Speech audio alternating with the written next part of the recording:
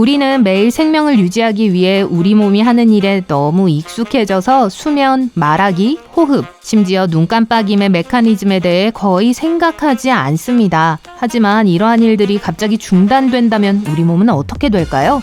문제가 발생하기까지 얼마나 걸릴까요?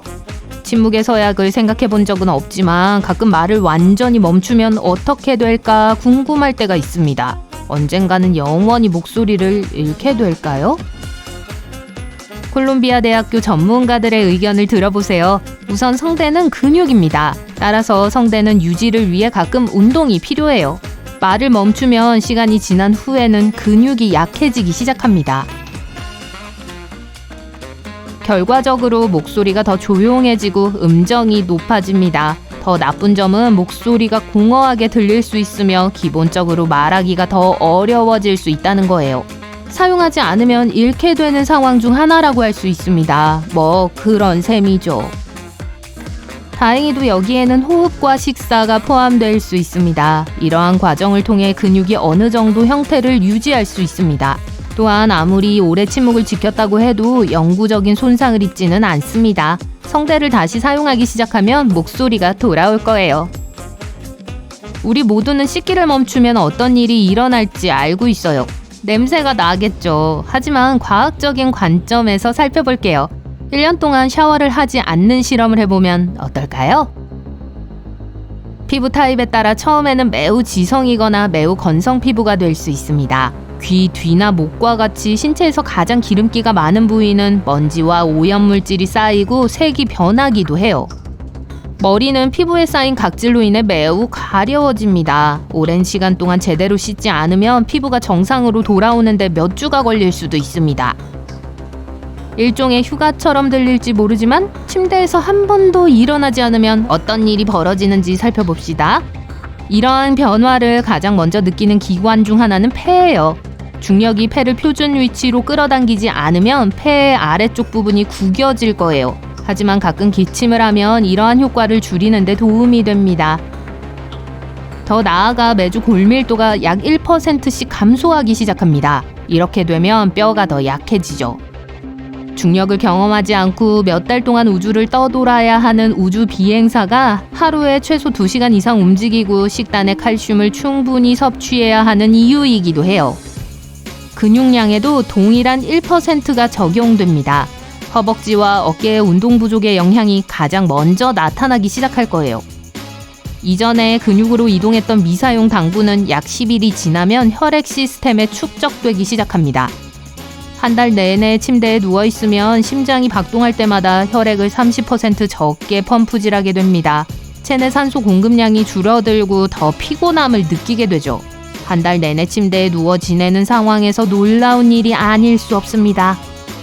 숨을 너무 오래 참으면 어떻게 될까요? 타임라인을 살펴봅시다. 첫째, 뇌의 산소 수치가 감소하고 이산화탄소 수치가 높아집니다. 일반적으로 우리 몸은 숨을 내쉬어서 이 가스를 꽤 빨리 제거합니다. 약 60초가 지나면 신체의 세포가 평소와 다르게 행동하기 시작합니다. 모든 신체 부위가 갑작스러운 변화에 영향을 받게 돼요. 심장이 불규칙하게 뛰기 시작합니다. 이때 호흡을 시작하지 않으면 실신할 가능성이 높습니다. 다른 많은 포유류와 마찬가지로 인간도 잠수 반응을 가지고 있습니다. 이 반응은 자동화된 메커니즘이 내장되어 있습니다. 이는 긴급 상황에서도 뇌에 항상 충분한 산소가 공급되도록 합니다. 이 잠수 반응은 얼굴이 물속에 들어갈 때마다 더욱 열심히 작동하기 시작해요. 하지만 이 반응은 마른 땅에서도 일어날 수 있습니다. 주요 목표는 어떤 대가를 치르더라도 뇌가 계속 기능할 수 있도록 하는 거예요. 따라서 신체는 다리나 팔과 같은 비필수 신체 부위의 혈액을 모두 뇌로 보내도록 명령하죠. 눈을 깜빡이지 않거나 눈을 충분히 자주 깜빡이지 않으면 어떻게 될까요? 첫째, 각막의 크기가 커질 가능성이 높습니다. 각막은 우리 몸에서 유일하게 혈액이 공급되지 않는 부위입니다. 하지만 제대로 기능하려면 여전히 산소가 필요해요. 그리고 산소는 공기에서 바로 공급되죠. 그건 그렇고 그래서 잠을 잘 때 각막이 약간 부풀어 오릅니다. 그렇지만 아침에는 정상으로 돌아와요. 그리고 눈물막이 회복되지 않아 눈이 건조해지기 시작할 수 있습니다. 이것은 무엇을 의미할까요? 대부분 약간의 통증과 흐릿한 시야가 나타나요. 눈을 깜빡이는 것은 눈의 먼지와 이물질을 제거하는 데도 도움이 됩니다.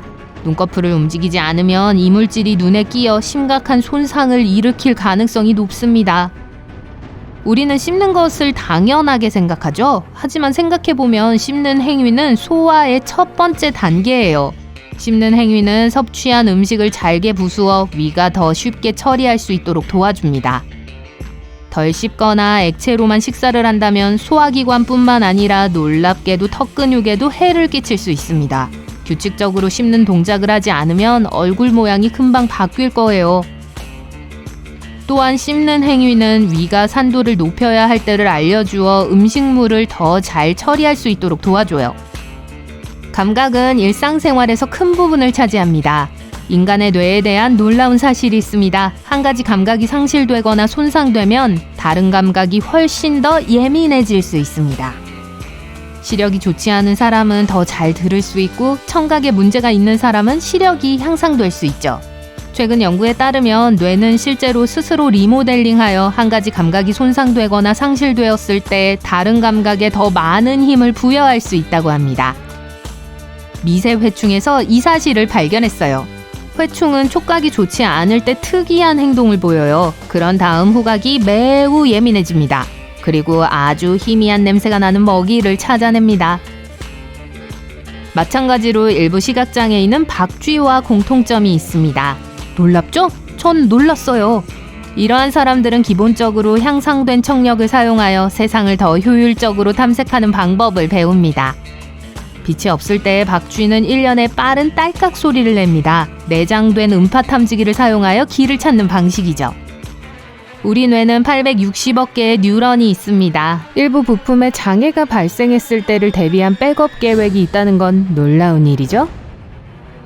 또 다른 궁금증이 생깁니다. 왜 처음부터 우리의 감각이 발달하지 않았을까요? 우리는 분명히 이 능력을 가지고 태어났습니다. 왜 기본적으로 활성화하지 않는 걸까요? 설명은 조금 복잡해요. 신체가 장기간 열심히 일할 수 없기 때문이라고 할 수 있습니다. 좀 더 정확하게 말하면 우리 몸은 제대로 기능하기 위해 항상 일정한 균형을 유지하려고 노력합니다. 한 감각을 잃으면 다른 감각이 더 예민해져야 합니다. 더욱이 이러한 감각의 변화는 상황에 따라 모두 되돌릴 수 있는 것처럼 보여요. 이것은 인체가 조화롭게 기능해야 한다는 것을 다시 한번 보여줍니다.